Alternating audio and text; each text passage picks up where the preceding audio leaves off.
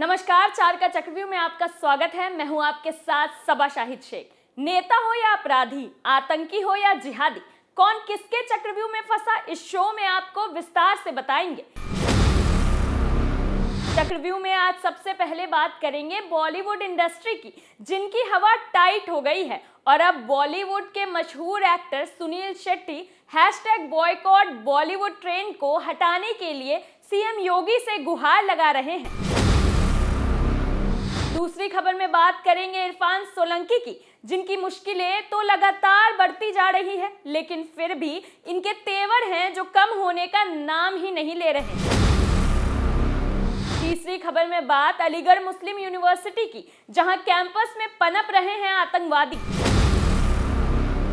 चौथी और आखिरी खबर में बात उत्तर प्रदेश के बस्ती जिले की, जहां 11.672 एकड़ सरकारी जमीन पर बाबा का बुलडोजर चला और अवैध कब्जों को जमींदोज कर दिया गया।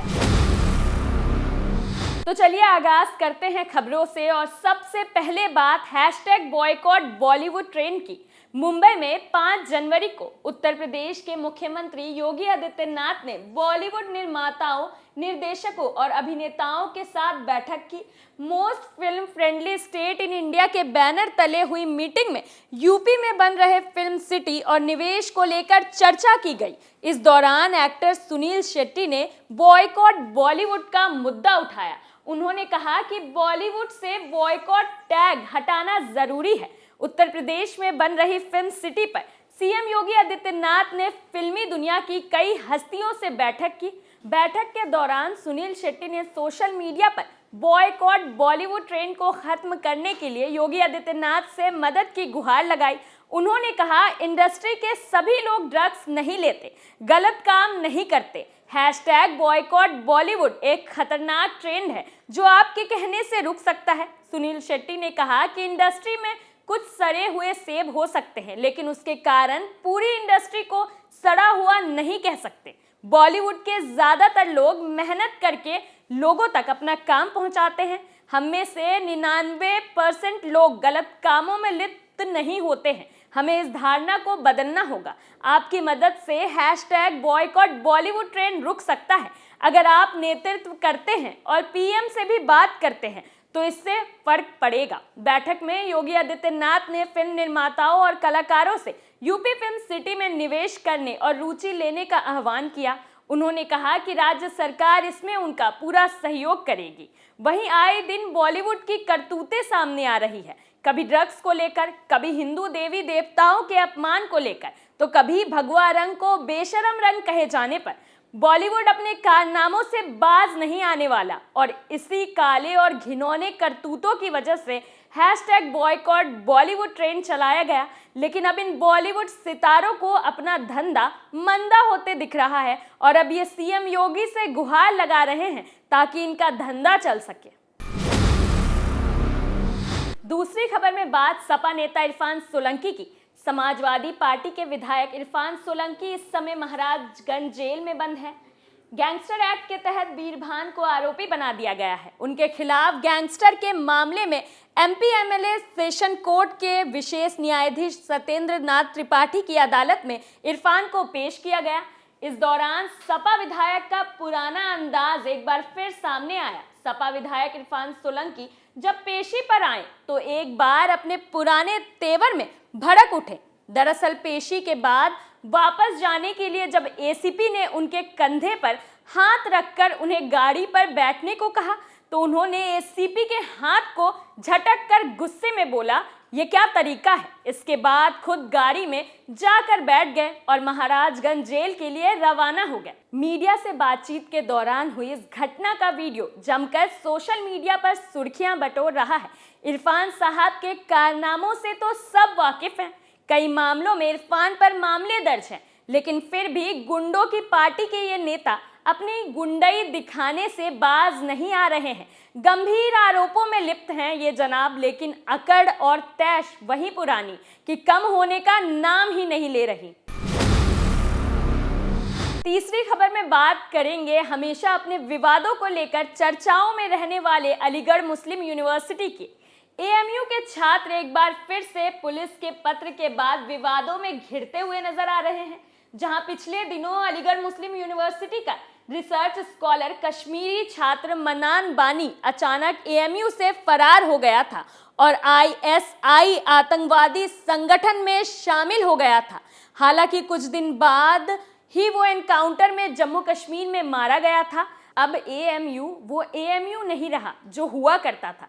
सर सैयद अहमद खान ने एएमयू को जिस मानसिकता से बनाया था कि मुसलमानों की हालत सुधर सके, सर सैयद ने महसूस किया था कि मुसलमानों की ये दयनीय हालत आधुनिक शिक्षा की कमी के कारण है। उनका मानना था कि मुसलमानों की हर समस्या का इलाज आधुनिक शिक्षा है, लेकिन अब आज के दौर में यहाँ के हालात बदलते जा रहे हैं।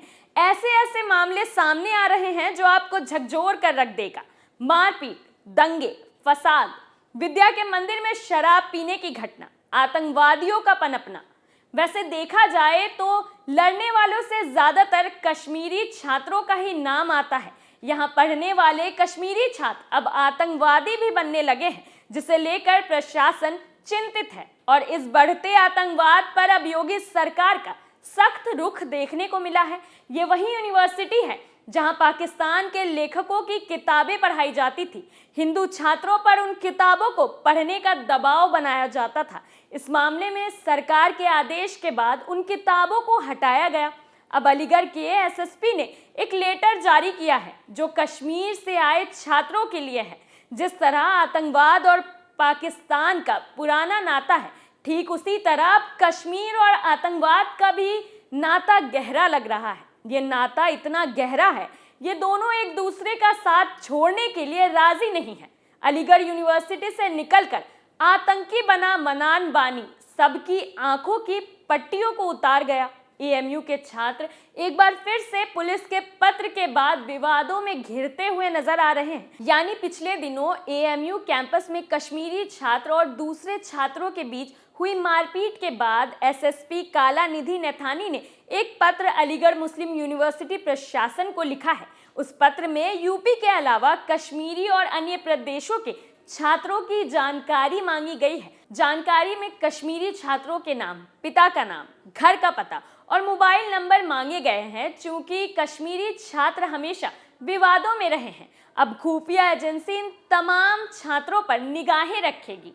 वैसे इन सब के साथ वहाँ के माहौल पर भी खास ध्यान रखने की जरूरत है, क्योंकि अगर एक यूनिवर्सिटी से आतंकवाद पनपने की घटना सामने आ रही है तो सोचने वाली बात यह है कि आखिर छात्रों को क्या सिखाया जा रहा है कि वो इतने कट्टरवादी हो रहे हैं और उनके मन में आतंकी बनने का ख्याल आ रहा है। वहीं चौथी और आखिरी खबर में बात बस्ती जिले की 11.672 एकड़ सरकारी जमीन की, जिसे बार बार नोटिस देने के बावजूद खाली नहीं किया जा रहा था। पिछले 50 सालों से सरकार की जमीनों पर किए गए अवैध कब्जों को लेकर अब जिला प्रशासन सख्त हो गया है।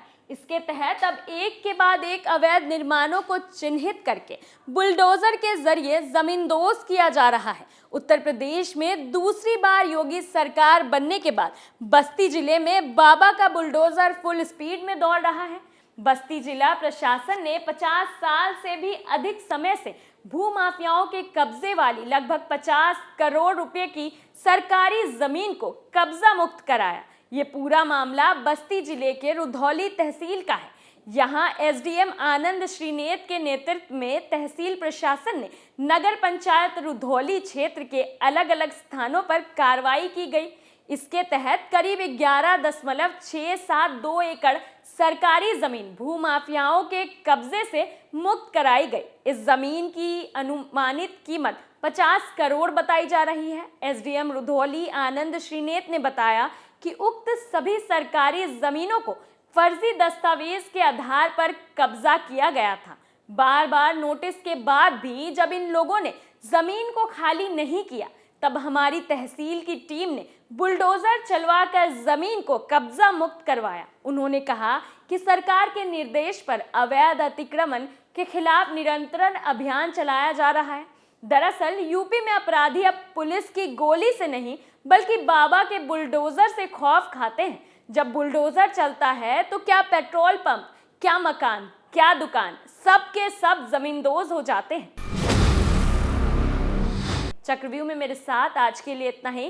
कल फिर कौन किसके चंगुल में फंसेगा, नए मुद्दों के साथ फिर पेश होंगे और दिखाएंगे कई और सनसनीखेज खुलासे। तब तक के लिए देखते रहिए कैपिटल टीवी। नमस्कार।